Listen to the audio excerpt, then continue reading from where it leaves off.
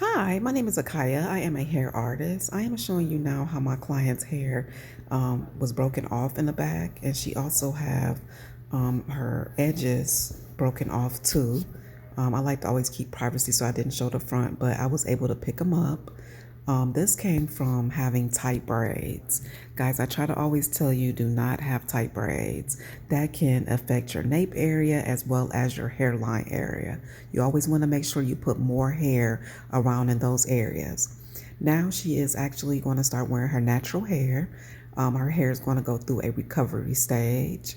We are going to do a 2-strand twist on her hair, shampoo, deep condition, keep it steamed, and we are going to get her hair back to her nice and healthy state that it is in. It's actually pretty healthy. It's just like I said, hair loss in those areas. We are completely done now, y'all. I love 2-strand twist. This is the best to let your hair recover. A great protective style. If you like, please contact me now. I love to do your hair. Please, guys, don't forget to subscribe for more. And I'll put all my information in the video description box. Be blessed, guys. Bye.